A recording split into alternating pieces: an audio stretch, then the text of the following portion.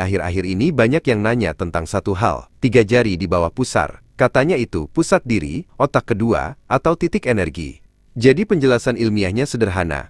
Di situ memang ada banyak jaringan dan saraf, wajar kalau sensasinya menonjol. Satu poin penting yang sering disalahpahami, ada juga sistem saraf di usus yang relatif kompleks, yang sering disebut enteric nervous system, atau populer disebut otak kedua. Tapi catat ini, itu bukan otak baru seperti yang ada di kepala. Ini lebih ke istilah untuk jaringan saraf yang mengatur pencernaan, jumlah neuron besar, bisa bekerja cukup mandiri, dan punya hubungan dua arah dengan otak melalui apa yang disebut gut-brain axis. Jadi istilah otak kedua itu kiasan ilmiah, bukan organ terpisah yang memberi kesadaran. Jadi ringkasnya, secara anatomi, 3 jari di bawah pusar adalah area perut bawah dengan otot, lemak, fasia, usus, dan kadang kandung kemih. Secara saraf, banyak cabang saraf yang bikin sensasi di situ terasa nyata. Istilah otak kedua untuk usus ada dasarnya enteric nervous system, tapi jangan dibaca sebagai ada otak kedua yang mandiri seperti di kepala. Tadi kan saya sudah cerita bahwa secara anatomi, di bawah pusar itu memang ada jaringan otot, saraf, dan organ. Tapi kenapa ya, dari zaman dulu sampai sekarang, banyak orang merasa bahwa disitulah pusat energi atau pusat diri. Di tradisi Tiongkok, ada istilah dantian, di Jepang disebut hara, di yoga dikenal sebagai cakra svadhisthana atau manipura, tergantung posisinya. Intinya sama, bagian perut bawah dianggap sebagai pusat tenaga hidup. Bahkan kalau kita lihat seni bela diri seperti Aikido atau Tai Chi, mereka selalu menekankan pernapasan dari perut bawah ini, karena memang dari situlah rasa keseimbangan tubuh bisa terjaga. Tapi, kalau kita pakai kacamata ilmiah, sebetulnya yang terjadi itu lebih ke fenomena fisiologi plus sugesti. Kenapa? Pertama, area perut bawah itu gampang banget terasa, karena banyak saraf sensorik. Jadi ketika kita fokus bernapas dalam-dalam, otomatis rasa tenang muncul di sana. Kedua, ketika kita tarik napas dari diafragma, otot-otot perut bawah bergerak. Itu bikin kita merasa pusat diri ada di sana. Ketiga, otak kita cenderung memberi makna simbolik pada sensasi tubuh. Nah, ketika sensasi itu konsisten muncul setiap kali latihan, orang lalu menyebutnya pusat energi, pusat diri, atau otak kedua. Jadi bukan berarti di sana benar-benar ada otak goib. Itu lebih pada sensasi nyata plus tafsir budaya. Kalau mau kita analogikan, sama kayak soal hati kolbu di dada. Kalau kita sedih, marah, atau jatuh cinta, kenapa kita refleks pegang dada? Karena jantung memang langsung bereaksi, berdebar, panas, sesak. Sensasinya jelas di dada, walaupun secara kognitif yang memproses hinaan atau pujian tetap otak. Dari sanalah lahir istilah sakit hati atau hati kolbu yang konon ada di dada. Begitu juga dengan area di bawah pusar. Sensasi fisiknya nyata, tapi tafsir pusat energi itu datang dari budaya dan spiritualitas. Dan kalau ditambah kacamata ilmu modern, memang ada enteric nervous system. Jaringan saraf di usus yang jumlah neuronnya banyak banget, bahkan ada yang menyebut setara dengan otak seekor kucing kecil. Sistem ini bisa bekerja mandiri untuk mengatur pencernaan, dan lewat sumbu otak usus, gut-brain axis, ia bisa memengaruhi emosi. Misalnya, kenapa orang kalau cemas perutnya mulas? Itu contoh langsung komunikasi otak usus. Nah, disinilah kita bisa lihat titik temu. Ilmu modern, ada gut-brain axis, ada enteric nervous system. Tradisi menyebutnya hara, dantian, atau pusat diri. Realitanya, otak tetap pusat kesadaran, tapi tubuh punya titik-titik sensasi yang kemudian ditafsirkan dengan cara simbolik. Jadi, kalau disimpulkan, area bawah pusar sering dianggap pusat energi karena sensasi nyata plus peran pernapasan plus tafsir budaya. Sama seperti dada, dianggap tempat hati kolbu karena jantung paling responsif terhadap emosi.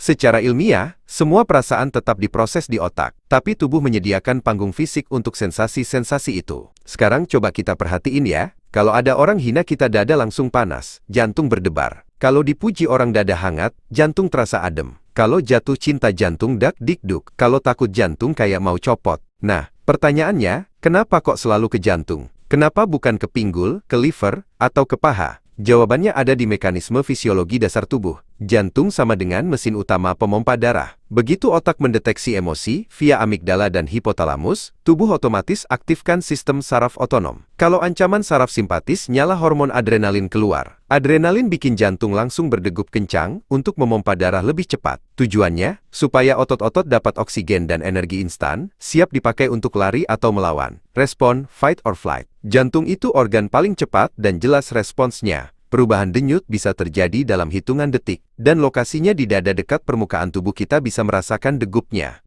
Makanya dibanding liver atau limpa, jantung jauh lebih terasa ketika ada emosi. Evolusi membentuk asosiasi jantung emosi. Dari zaman nenek moyang, kalau ada ancaman jantung langsung pacu tenaga. Tubuh belajar, Setiap kali ada masalah sosial, dihina, ditolak, dicintai, otomatis jantung ikut reaksi. Jadi secara evolusi, jantung itu semacam alarm vital kita. Budaya memperkuat asosiasi itu, karena sensasinya paling nyata di dada, bahasa dan simbol budaya pun ikut mengikatnya. Dari situlah muncul istilah sakit hati, hati berbunga-bunga, hati hangat, padahal organ yang paling aktif waktu itu jantung, bukan liver atau otak. Fungsi jantung plus paru-paru sebagai mesin energi cepat. Kalau kita lari, olahraga, atau panik jantung dan paru-paru harus langsung kerja ekstra. Emosi pun diproses dengan cara yang sama. Tubuh mengira kita butuh tenaga nafas jadi cepat, jantung berdegup energi siap dipakai. Jadi bukan cuma perasaan simbolis, tapi memang fungsi jantung itulah yang bikin reaksi emosional terasa di dada. Jadi singkatnya, otak adalah pusat pemroses emosi. Jantung jadi organ target utama karena harus memompa darah lebih cepat untuk menyiapkan energi. Sensasinya paling gampang dirasakan. Evolusi plus budaya membuat kita otomatis mengasosiasikan perasaan dengan dada, kelas jantung. Makanya kalau dihina, dipuji, jatuh cinta, atau takut, yang pertama kita sadari, jantung berdegup, dada panas, atau hangat. Sensasi gampang dirasakan, jadi wajar orang menaruh tangan ke dada saat sedih, marah, atau bahagia. Budaya diperkuat oleh bahasa dan simbol, sehingga hati di dada jadi istilah universal di hampir semua peradaban. Perut bawah sama dengan pusat energi, stabilitas. Ilmiah, di perut bawah banyak saraf, terutama enteric nervous system, kadang disebut otak kedua. Ada juga organ vital, seperti usus, kandung kemih, organ reproduksi semua, ini sering menimbulkan sensasi jelas. Misalnya, butterflies in stomach saat gugup. Secara biomekanik, pusat gravitasi tubuh juga ada di perut bawah, jadi memang terasa sebagai pusat keseimbangan. Dalam TCM Tai Chi disebut dantian bawah, pusat penyimpanan energi hidup, Qi. Dalam budaya Jepang disebut hara, pusat stabilitas mental dan fisik. Dalam yoga, ada cakra svadhisthana, seksual kelas emosional, dan manipura, pusar, yang dianggap memengaruhi vitalitas dan keseimbangan. Makna simbolik perut bawah dianggap akar kehidupan, sumber tenaga dasar, bukan pusat perasaan seperti jantung. Persamaan keduanya, sama-sama kaya saraf dan mudah menimbulkan sensasi jelas. Sama-sama dijadikan simbol oleh budaya untuk mewakili pusat manusia. Jantung pusat rasa, emosi. Perut bawah pusat energi, tenaga. Sama-sama sebenarnya hanyalah panggung tempat otak memproyeksikan hasil olah pikir dan emosi. Bedanya, jantung reaksi cepat, instan, langsung terasa begitu ada emosi, makanya disebut pusat perasaan. Perut bawah lebih kerasa tenang, stabil, energi dasar, bukan reaksi sesaat, makanya disebut pusat diri, bertenaga. Jadi kalau disimpulkan, secara medis otak tetap pusat sebenarnya. Secara fisiologis, jantung dan perut bawah adalah organ area yang kaya saraf, mudah terasa jadinya diasosiasikan sebagai pusat lain. Secara budaya, spiritual, manusia mengubah sensasi nyata itu jadi simbol, pusat rasa, dada, dan pusat energi, perut bawah.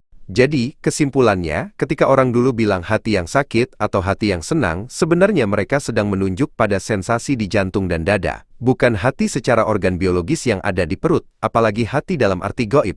Itu hanya cara bahasa manusia zaman dulu untuk menggambarkan pengalaman batin yang dirasakan nyata di tubuh. Dan menariknya, temuan modern membuktikan bahwa otaklah pusatnya. Semua rasa sakit, bahagia, takut, marah, sedih, itu dirancang oleh otak. Tapi untuk mengekspresikan emosi itu, otak bekerja sama dengan tubuh. Lewat detak jantung, tarikan napas, rasa panas di dada, bahkan getaran halus di perut. Itulah kenapa pengalaman batin kita terasa sangat nyata secara fisik. Makanya, kalau kita peka, kita bisa belajar mengelola emosi lewat tubuh juga. Misalnya, ketika dihina, marah, atau deg-degan, kita bisa memperlambat napas, menenangkan jantung, dan efeknya pikiran jadi ikut lebih jernih. Jadi ada hubungan dua arah. Pikiran memengaruhi jantung, dan jantung juga bisa menenangkan pikiran.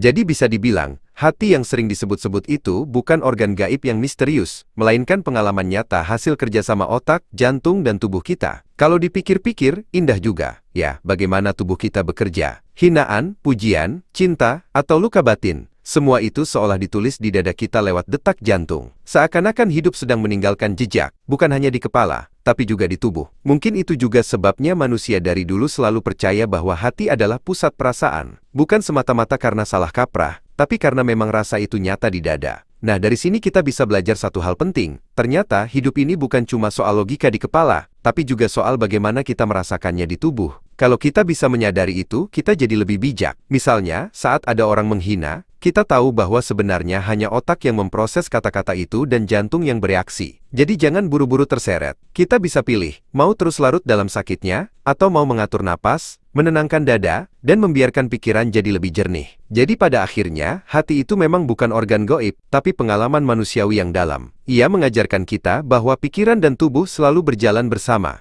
Dan mungkin, disitulah letak kebijaksanaan. Belajar mendengar hati bukan berarti mencari sesuatu yang gaib, tapi menyadari denyut kehidupan yang sedang berbicara dari dalam diri kita sendiri.